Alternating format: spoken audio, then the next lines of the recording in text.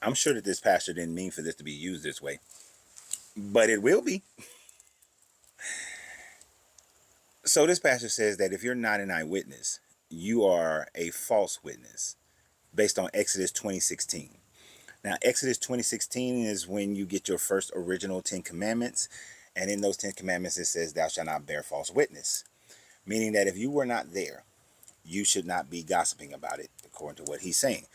Also, if you were not there, you should not be talking about it. If you were not there, you should not be going based on hearsay, or you shouldn't just outright lie about a situation. And the person who posted this commented that there was no one who actually wrote the Gospels actually was present for any of the events of the Gospels. And even within some of the events of the Gospels, there was no one there to record such events that supposedly happened. So therefore, let's think about what he's saying. Since each of the Gospels were written at least minimum 30 to 40 years after the so-called Jesus walked around, and the Gospels were written by anonymous writers, no one actually knew who wrote those Gospels. The names of Mark, Matthew, Luke, and John were added later by the early church fathers in and around the 2nd century, possibly as late as the 3rd century. So, therefore, none of them were eyewitnesses to anything that occurred within the life of Jesus in the Gospels. They are basically, and Christians are satisfied for the most part, with the fact that these are supposed to be accounts written down by someone else based on eyewitness accounts.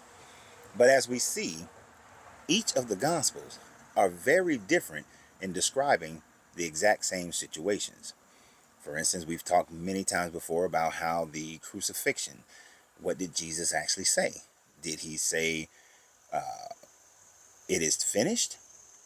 Did he say, why hast thou forsaken me? What did he say? They know not what they do. All give different accounts of what was said. And it's not like they were close or similar things. They were very different things that were supposedly said by Jesus. According to the crucifixion story, who came to the grave? None of the writers of the apostles, named by the apostles, were present. Peter was the only one in one version, well, in two versions, that ran up to the tomb. One time he ran by himself. Another time he ran with other young men, and the other young men outpaced him. Was it Mary Magdalene? She's the only consistent one there.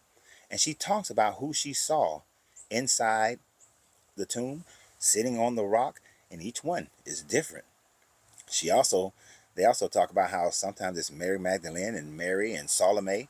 There are different groups of women who go there. Which ones? In Matthew, there's an earthquake that causes the stone to roll. Who was there to witness this earthquake, or where the stone to roll during this earthquake? The other Gospels don't even mention an earthquake that caused the stone to roll. But who was there to see the stone roll? No one. These are made up things. There were no eyewitnesses. So how can you account for it? Whether there was an angel on the inside, angels on the outside, sitting at the foot of the slab, sitting at the head of the slab, all these stories are different. And all of these are at time frames when there would not have been many witnesses, or if the witness was there, it was a woman who was a witness.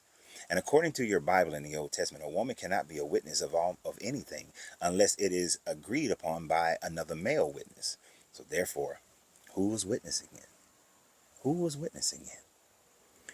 The men that Jesus appeared to along the road, those men didn't write anything.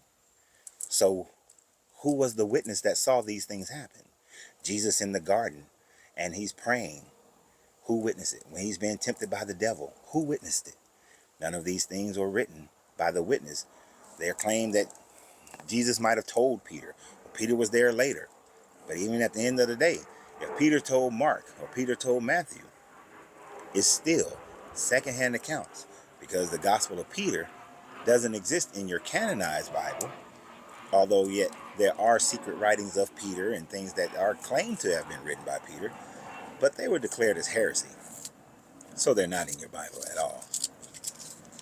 Who was there to witness in the beginning? Who was there to witness the creation of Adam and Eve? Now, according to your story, God told Moses all these things, but he's not a witness of any of these things. And did anybody witness God telling him these things? When Moses went to the top of the mountain to get these 10 commandments, the elders only came so far up the mountain. Moses went by himself. Who witnessed that Moses actually got those 10 commandments from Yahweh? No one was there. Moses didn't write the Pentateuch. That's been proven over and over again. As a matter of fact, the writings of the Pentateuch happened between the 8th century and the 6th century BCE. That's a known fact. And so Moses supposedly lived during the 16th century BCE, a full 800 years difference. Well, 700-year difference. Where are your witnesses? You see, no story in this book almost zero stories in this book has witnesses who wrote about it at the time frame. Daniel didn't write the book of Daniel. He wasn't a witness to it. It was written much later. None of these people were witnesses. So therefore, if you're supposed to stop gossiping about things you did not eyewitness, then stop talking about Christianity. Stop trying to spread it, because you are in violation of what the book says in itself. So y'all have a great day. And remember always, you got to free yourself to be yourself, because your greatness is non-negotiable. Good journey, good vibrations.